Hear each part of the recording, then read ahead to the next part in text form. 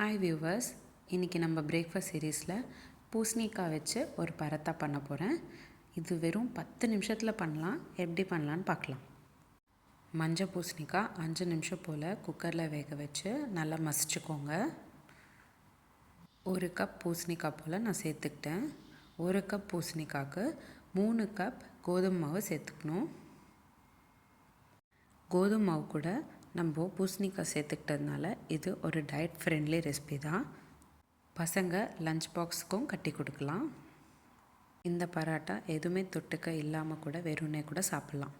கோதுமை மாவு சேர்த்தக்கப்புறம் 1/4 ஸ்பூன் உப்பு, 1 spoon காரத்தூள், 1/4 spoon garam masala, 1/4 spoon இஞ்சி பூண்டு விழுது, 1 ஸ்பூன் எண்ணெய் எல்லாத்தையும் சேர்த்துக்கிட்டு நல்லா பிசைஞ்சுக்கணும்.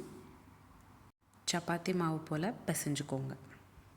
தண்ணி விடாமலே பிசைஞ்சிக்கலாம். ஏன்னா பூசணிக்காயிலே தண்ணி இருக்கிறதுனால தண்ணி போட்டு பிசைஞ்சுக்கணுன்ற அவசியம் வராது.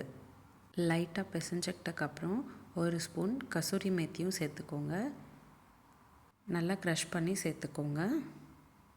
இப்போது நம்ம நல்லா பிசைஞ்சு வச்சுக்கிட்ட பூசணிக்காய் கோதுமை மாவை சப்பாத்தி போல் திரட்டிக்கணும். மெலிசாக இல்லாமல் கொஞ்சம் தடிமாவே திரட்டிக்கோங்க. நல்லா திரட்டினக்கப்புறம் தோசைக்கல்லில் போட்டு நம்ம பரோட்டாவை சுட்டுக்கணும். பரோட்டா நல்லா 2 பக்கமும் வேகினக்கப்புறம் நீங்கள் 1 ஸ்பூன் நெய் போல் சேர்த்துக்கலாம்.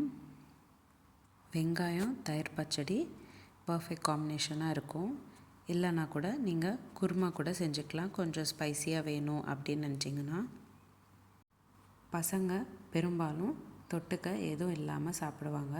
அந்த மாதிரி இருக்கிறப்போ நீங்கள் இந்த பரோட்டாவை செஞ்சு கொடுக்கலாம். கொஞ்சம் ஹெல்தி வெர்ஷனாகவும் இருக்கும்.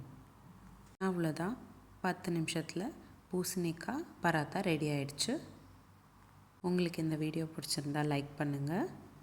இதே மாதிரி டெய்லி ஒரு ரெசிபி பார்க்குறதுக்கு என்னோட சேனல் சப்ஸ்கிரைப் பண்ணிக்கோங்க. மீண்டும் சந்திப்போம் ஒரு அழகான ரெசிபியுடன். தேங்க்யூ.